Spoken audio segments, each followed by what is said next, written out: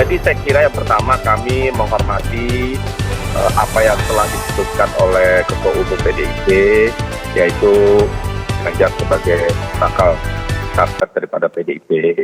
Yang kedua, sebagaimana semua kita ketahui bahwa Partai Gerindra partai pemilu yang kedua ya setelah PDIP, dan kami jauh-jauh hari Agustus yang lalu sudah mengumumkan bahwa Partai Gerindra mengusung Ketua Umum DPP Partai Gerindra yaitu Bapak Prabowo Subianto.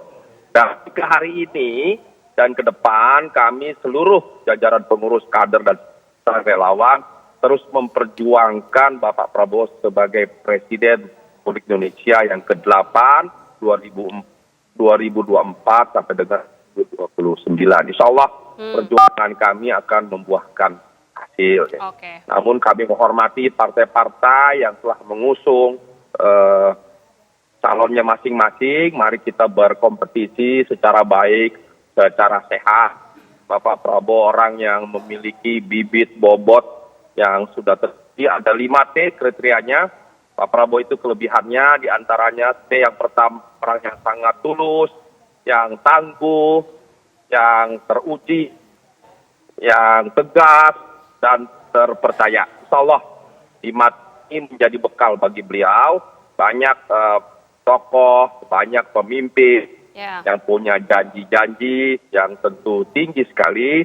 Tapi insya Allah Bapak Prabowo bukan punya janji-janji, tapi sudah sangat teruji dan terpercaya dan terbukti. Beliau sebagai menteri yang kinerja terbaik di zaman Pak Prabowo. Beliau seorang yang sangat tulus, sebagaimana disampaikan oleh Gus Dur. Mas Riza? Indonesia paling tulus, mohon maaf itu Pak Prabowo. Dan Pak Gus Dur juga menyampaikan insya Allah di usia nanti Pak Prabowo akan menjadi presiden. Saya percaya dengan Gus Dur yang memiliki pilihan sebagai presiden, sebagai tokoh elit dan kemampuan apa yang menjadi pendapat beliau ini menjadi perhatian kita semua. Dan insya Allah Prabowo menjadi presiden yang dapat mengakomodir semua kepentingan dan juga Prabowo akan mempersatukan seluruh bangsa Indonesia yang sangat beragam. Iya, Mas Riza, ini kan artinya dari sikap Gerindra memang masih cukup masih teguh begitu ya bahwa Pak Prabowo ini masih diusung sebagai capres. Mantap, solid. Betul, Mas. Tapi kan kita tahu ya ini sudah tercetus koalisi besar dan juga bahkan diisukan PDIP ini akan bergabung di koalisi besar. Ini artinya apakah dengan Pak Prabowo ini masih menjadi capres, apakah mungkin akan keluar dari koalisi besar atau bagaimana konsep dari koalisi besar ini nantinya, Mas? Ya seperti kita tahu kan ada koalisi perubahan, Nasdem, Demokrat, PKS. Kemudian kita tahu Gerindra dengan PKB sudah berkoalisi. Kami punya komitmen, konsistensi, kebersamaan kami dengan PKB, dengan Caimin sudah solid, punya suara. PDIP kita tahu sendiri juga punya suara. Kemudian ada koalisi Golkar, Pak Tiga juga punya suara. Masing-masing sudah ada 4 ini. Apakah 4 akan jadi 3? Ya kita hormati ya. Sekarang ini kan ada 3 calon presiden yang menurut hasil survei 3 atas ya, Pak Prabowo, Pak Ganjar, Pak Anies, kan survei yang sudah hampir setahun berjalan. Ya kita jalanlah ya mengalir seperti air, insya Allah ya komitmen dan sesi kami Partai Gerindra teguh, solid, mantap mengusung Pak Prabowo ya. Kita membutuhkan pemimpin yang bibit bobotnya baik, yang cerdas, yang visioner, yang diterima oleh semua kelompok. Apalagi ada polarisasi yang luar biasa.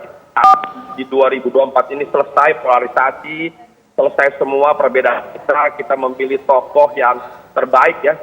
Kami tidak menganggap tokoh tidak baik, tapi insya Allah silahkan masyarakat menilai bibit bobotnya, misinya, kemampuan internasionalnya, diplomasi luar biasa. Kita butuh pemimpin sekarang yang berkelas dunia. Pak Prabowo ini pemimpin berkelas nasional dan berkelas dunia. Insya Allah akan membawa Indonesia menjadi bangsa yang besar. Oke, sekarang kita ke Prof. Karim. Prof. Karim, ini kan kita sudah lihat ya bagaimana sikap dari Gerindra ini juga tetap tegas, memang Pak Prabowo ini diusung sebagai capres. Nah, kembali lagi jika kita melihat cawapres yang akan kemudian dipilih atau dicari sampai saat ini untuk Mas Ganjar Pranowo. Bagaimana melihat tokoh-tokoh yang sejauh ini sudah cukup beredar ya? Ada banyak-banyak nama yang kemudian yang juga sudah mencuat. Gestur-gestur politik atau komunikasi politik bagaimana yang kemudian bisa dibaca, Prof. Karim? Ya, pertama-tama selamat Idul Fitri pada Mas Ahmad Basara, Reza Patria, Mas Adi dan seluruh kru dan pemirsa TV One. Taqabbalallahu minna wa minkum. Mudah-mudahan spirit Ramadan ini terbawa dan mewujud ke dalam politik silaturahim, politik kasih sayang menjelang Pilpres 2024 ini. Nah, tadi Mas Ahmad Basara sudah menyebut norma-norma yang dianut oleh PDIP dalam menggalang kerjasama politik. Kemudian Mas Adi Prayitno sudah menyebut kuncinya adalah elektabilitas. Jadi sesungguhnya tinggal mencari di layer Wapres ini siapa yang paling tinggi elektabilitasnya, itu salah satu alternatif. Yang kedua, Mas Riza sudah menjelaskan pendiriannya. Nah, izinkan saya untuk melihat secara kualitatif. Karena menurut saya bagi Indonesia bukan hanya kemenangan gitu ya, tetapi bagaimana pasangan ini bisa bersinergi dalam menjawab persoalan yang real. Yang real terkait dengan apa? Terkait dengan konteks Pilpres 2024. Pertama misalnya, konteksnya yang menonjol adalah dua. Kalau dilihat dari DP4, angka DP4, mayoritas pemilih itu masih tetap berkumpul di Pulau Jawa, ya. Tapi arah pembangunan mencoba digeser ke luar Jawa. Ini apa artinya? Artinya adalah sinergi yang dibangun oleh Capres dan Cawapres menuntut kualifikasi dari sisi kepemimpinan. Nah, secara teoretis ya, gaya kepemimpinan yang berterima itu kan secara teoretis ada dua. Yang pertama, gaya solidarity makers, dan yang kedua, administratif. Solidarity makers itu tokoh yang paling handal membangun solidaritas bersama, keyakinan bersama, sentimen bersama. Dan yang administratif itu adalah tokoh yang menonjol dari sisi keahliannya, kepakarannya. Nah, menurut saya yang akan mendampingi, cocok gitu ya, mendampingi Mas Ganjar ini adalah Wapres yang bergaya teknokratis. Mengapa? Karena misalnya kalau dari DP4 juga kita diberitahu bahwa 60% pemilih itu mereka yang berusia di bawah 39 tahun.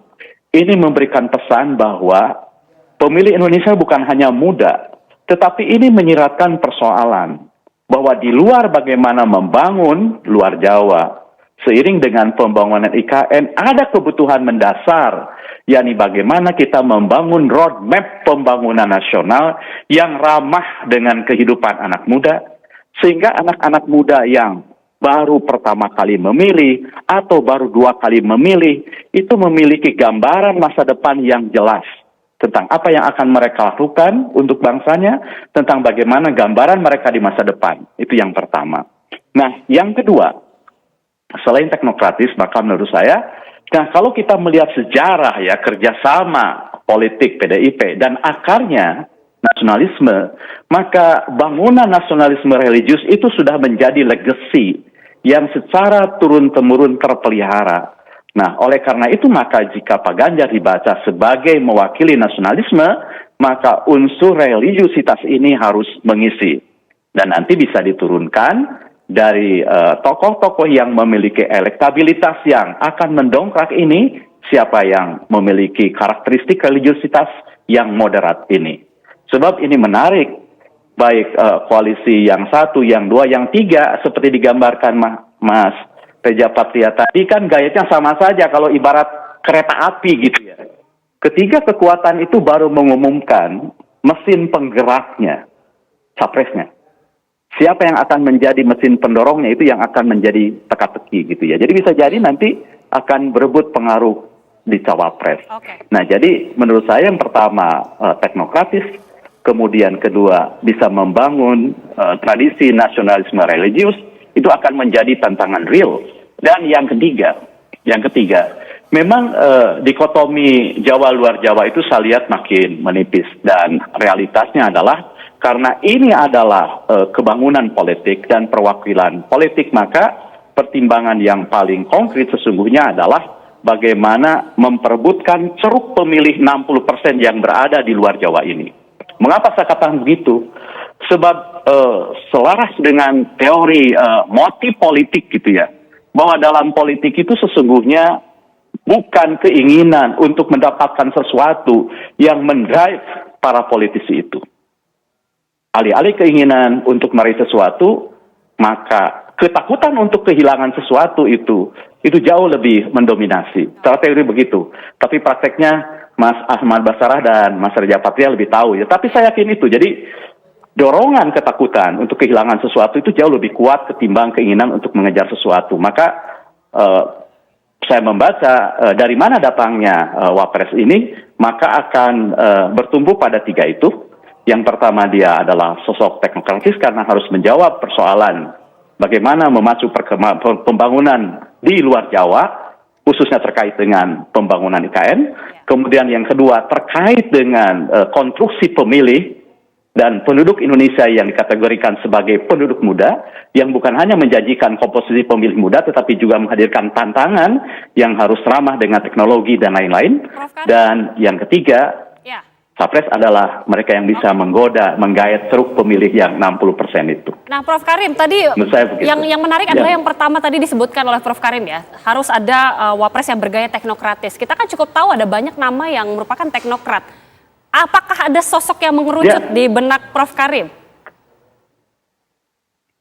Oh, kalau menyebut nama itu urusan Adi Prayitno begitu ya, sebagai matchmaker yang punya data survei. Tetapi saya lebih suka mengatakan bahwa siapapun orangnya, tapi mereka yang punya kapasitas sebagai teknokratis itu yang dibutuhkan begitu ya. Karena berkali-kali Presiden mengatakan tantangan Indonesia itu real untuk bersaing di era global gitu ya. Real untuk mendorong kapasitas anak-anak muda gitu ya, yang merupakan penghuni abad ini gitu ya. Jadi menurut saya itu tantangan real, dan itu akan dibaca bagaimana intuisi politik ya para penentu Wapres ini harus bertumpu pada itu. Baik, ini tadi analisa langsung dari Prof. Karim, sepertinya yang untuk menyebut namanya masih menjadi PR-nya Mas Adi. Nanti bisa disebutkan, mungkin ada nama-nama yang tercetus ya Mas Adi. Tapi ditahan dulu, kita akan jeda terlebih dahulu. Sesaat lagi pemirsa, kami kembali.